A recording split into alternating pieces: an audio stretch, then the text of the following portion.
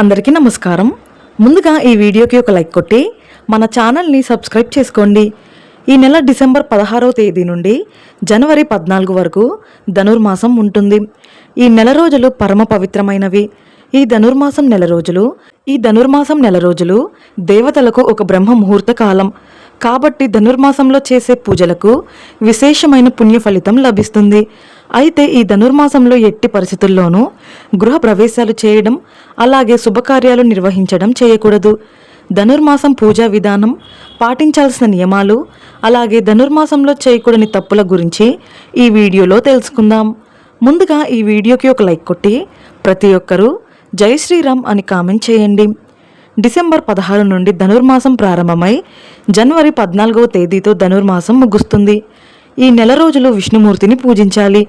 ముఖ్యంగా పెళ్లిడికొచ్చిన అమ్మాయిలు ఈ ధనుర్మాసం నెల రోజులు ఇంటి ముందు రంగురంగుల ముగ్గులు వేసి, ముగ్గు పైన ఆవు పేడతో చేసిన గొబ్బెమ్మలు పెట్టి ప్రతిరోజు ఇంట్లో దీపారాధన చేసుకుంటే కోరిన వరుడు లభిస్తాడని నమ్మకం.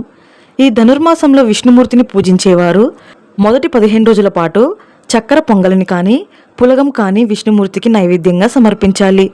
తర్వాత 15 రోజులు దద్దోజనం నివేదించాలి. ఈ ధనుర్మాసంలో విష్ణుమూర్తిని ఎవరైతే పూజిస్తారో అలాంటి వారికి జన్మ జన్మల అదృష్టం కలిసొస్తుందని స్వయంగా బ్రహ్మదేవుడు నారద మహర్షికి వివరించాడట. కాబట్టి ఈ ధనుర్మాసం నెల రోజులు ఉదయాన్నే నిద్రలేచి ఇంట్లో దీపారాధన చేసుకోండి. ఉదయం 6 గంటల్లోపే ఇంట్లో దీపారాధన పూర్తి చేసుకుంటే చాలా మంచిది. లేదా కనీసం 9 గంటల్లోపైన దీపారాధన పూర్తి చేసుకోండి. పూజ చేసే ఆడవారు తప్పనిసరిగా కాళ్లకు పసుపు రాసుకొని పాపిట్లో కుంకుమ బొట్టు పెట్టుకోవాలి. ప్రతిరోజు ఇల్లంతా శుభ్రం చేసుకొని పూజ గదిలో దీపం వెలిగించాలి. ప్రతిరోజు ఇంటిని శుభ్రం చేయలేని వారు ఇల్లంతా పసుపు నీళ్లు చల్లుకొని పూజ చేసుకోండి. అలాగే ధనుర్మాసం నెల రోజులు నీటిలో కొంచెం పసుపు వేసుకొని స్నానం చేస్తే జాతక దోషాలన్నీ తొలగిపోతాయి. అలాగే ఈ ధనుర్మాసం నెల రోజులు ప్రతి ఒక్కరూ తప్పనిసరిగా సూర్య నమస్కారాలు చేయాలి. ప్రతిరోజు ఉదయాన్నే స్నానం చేసి సూర్య భగవానుడికి నీటితో అర్ఘ్యం సమర్పించి సూర్యుడికి నమస్కారం చేసుకుంటే మీ జాతకంలో సూర్యుడు బలపడి మీకు అన్ని విధాలుగా బాగా కలిసొస్తుంది. ఇక పట్టిందల్లా బంగారమయం అవుతుంది. ప్రతిరోజు సూర్య నమస్కారాలు చేయలేని వారు ప్రతి ఆదివారం నాడు సూర్యుడికి నమస్కారం చేసుకోండి. అలాగే ఈ ధనుర్మాసంలో వచ్చే శనివారాలకు చాలా విశిష్టత ఉంటుంది. కాబట్టి ఈ నెల రోజులు పూజలు చేయలేని వారు కనీసం ప్రతి శనివారం నాడు మీ పూజ గదిలో పిండి దీపాలు వెలిగించి వెంకటేశ్వర స్వామిని పూజించండి. ఎలాంటి కోరికైనా సరే తప్పక నెరవేరుతుంది. అలాగే ఈ ధనుర్మాసంలో వీలైనంత ఎక్కువగా పిండి దీపాలు వెలిగించండి. ఈ ధనుర్మాసంలో నది స్నానాలు చేస్తే అశ్వమేధ యాగం చేసిన ఫలితాన్ని పొందవచ్చట. అలాగే ఈ నెలలో విష్ణు సహస్రనామాలు చదివితే మీ మనసులోని కోరికలన్నీ త్వరగా నెరవేరుతాయి. ధనుర్మాసంలో వచ్చే సోమవారాలకు కూడా చాలా విశిష్టత ఉంటుంది. కాబట్టి ఈ ధనుర్మాసంలో వచ్చే ప్రతి సోమవారం నాడు శివుడిని పూజిస్తే కటిక పేదవాడైనా సరే ఐశ్వర్యవంతులవుతారని నమ్మకం. విశేషంగా ఈ ధనుర్మాసంలోనే ముక్కోటి ఏకాదశి వస్తుంది. దీన్ని వైకుంఠ ఏకాదశి అని కూడా అంటారు.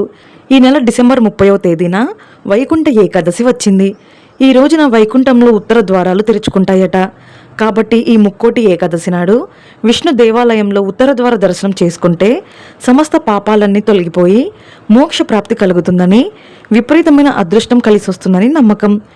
ఈ ధనుర్మాసంలో ఒక చిన్న సైజులో ఉన్న విష్ణుమూర్తి విగ్రహాన్ని తెచ్చుకొని మీ పూజ గదిలో పెట్టుకొని ప్రతినిత్యం విష్ణుమూర్తికి అభిషేకం చేస్తే స్వామివారు ఎంతో సంతోషిస్తారు. ఈ ధనుర్మాసంలో విష్ణుమూర్తిని పూజిస్తే 1000 సంవత్సరాల పాటు విష్ణువుని పూజించినంత పుణ్య ఫలితం లభిస్తుందట. ఎంతో శక్తివంతమైన ఈ ధనుర్మాసంలో ప్రతి ఒక్కరూ తప్పనిసరిగా కొన్ని దైవ మంత్రాలను పఠించాలి.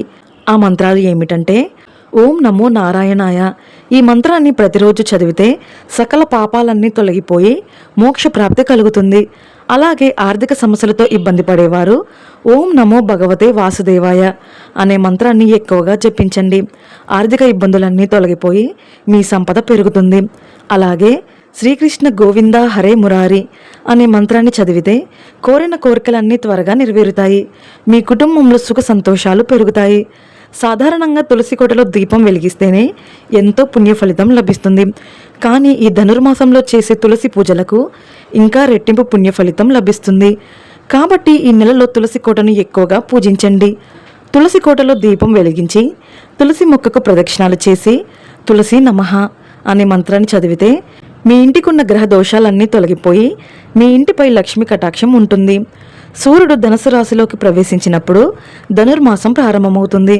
సూర్యుడు ఈ రాశిలో ఉన్నప్పుడు సూర్య భగవానుడి శక్తి తగ్గుతుందని, అందుకే ఈ ధనుర్మాసంలో కొత్త పనులు మొదలు పెట్టకూడదని, శుభకార్యాలు నిర్వహించకూడదని, వీటి వల్ల అడ్డంకులు ఏర్పడతాయని పండితులు సూచిస్తున్నారు. కాబట్టి ఈ ధనుర్మాసంలో పొరపాటున కూడా శంకుస్థాపన పూజలు చేయడం మరియు గృహప్రవేశాలు చేయడం మానుకోవాలి. అలాగే అద్దె ఇళ్లలోకి కూడా మారకూడదు. ఇక వివాహాలు మరియు ఉపనయనాలు కూడా నిర్వహించకూడదు. కొత్త వ్యాపారాలను ప్రారంభించకూడదు. అలాగే ఈ ధనుర్మాసం నెల రోజులు విష్ణు ఆలయాలను ఎక్కువగా దర్శించుకోండి.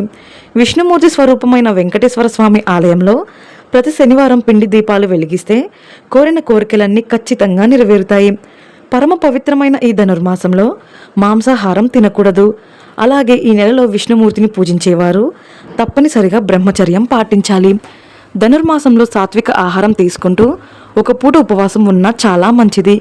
ఈ నెలలో చేసే గోపూజలకు 1,000,000 జన్మల పుణ్య ఫలితం సిద్ధిస్తుంది.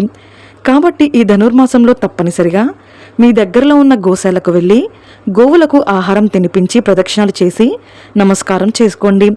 ముక్కోటి దేవతలు ఎంతో సంతోషించి కోరిన వరాలను వెంటనే ప్రసాదిస్తారు. అలాగే ఈ ధనుర్మాసంలో వచ్చే ప్రతి గురువారం నాడు మరియు శుక్రవారం నాడు విష్ణుమూర్తి సమేతంగా లక్ష్మీదేవిని పూజించాలి. ముఖ్యంగా ప్రతి శుక్రవారం నాడు ఇంటి గడపలకు పసుపు రాసి కుంకుమ బొట్లు పెట్టుకోవాలి. అలాగే ప్రతి శుక్రవారం సాయంత్రం సమయంలో ఇంటి ముందు 2 దీపాలు వెలిగించాలి. ఇలా చేయడం ద్వారా మీ ఇంటికి ఉన్న అష్టదరిద్రాలన్నీ తొలగిపోయి మీ ఇంట్లోకి మహాలక్ష్మీదేవి అడుగు పెడుతుంది. దేవతలు సంచరించే ఈ ధనుర్మాసంలో పగటిపూట నిద్రించకూడదు. పగటిపూట నిద్రపోవడం లేదా సాయంత్రం సమయంలో నిద్రపోవడం ద్వారా మీ ఇంట్లోకి లక్ష్మీదేవి ఎప్పటికీ అడుగుపెట్టదు. అలాగే ధనుర్మాసం నెల రోజులు శరీరానికి నూనె పెట్టుకోవడం, తల స్నానానికి ముందుగా తైలమర్దనం చేయడం అసలే చేయకూడదు. అలాగే ఈ ధనుర్మాసంలో ఇంట్లో పూజ చేసేటప్పుడు పూజలో తుమ్మినా లేదా ఆవలించినా మరలా తలస్నానం చేసి దీపం వెలిగించాలి. అలాగే ఈ నెల రోజులు ఇంటి ముందు తప్పనిసరిగా ముగ్గు ఉండాలి. ధనుర్మాసంలో ఇంటి ముందు ముగ్గు లేకపోతే మీ ఇంట్లో ఉన్న లక్ష్మీదేవి వెంటనే బయటకు వెళ్ళిపోతుంది. ముఖ్యంగా వివాహమైన ఆడవారు ఈ ధనుర్మాసంలో తప్పనిసరిగా తులసి మొక్కపై పసుపు కుంకుమలు వేసి తులసికి ప్రదక్షిణాలు చేస్తే దీర్ఘ సుమంగళి యోగం సిద్ధిస్తుంది. ఇక సంతానం కోసం ఎదురుచూసే దంపతులు ఈ నెలలో శ్రీకృష్ణుడిని ఎక్కువగా పూజించండి. ఇక ఈ నెలలో చేసే దాన ధర్మాలకు విశేషమైన పుణ్య ఫలితం కలుగుతుంది. కాబట్టి మీ శక్తి మేరకు పేదలకు దానం చేసి విష్ణుమూర్తి ఆశీర్వాదాన్ని సులభంగా పొందండి. అలాగే ఈ ధనుర్మాసంలో ఏదో ఒక రోజున నది ఒడ్డున దీపం వెలిగించి నదిలో పిండి దీపం వదలాలి. ముఖ్యంగా ఈ ధనుర్మాసంలో బ్రాహ్మణులకు పసుపు రంగు వస్త్రాలను దానం చేసి వారి ఆశీర్వాదాన్ని తీసుకుంటే చాలా మంచిది.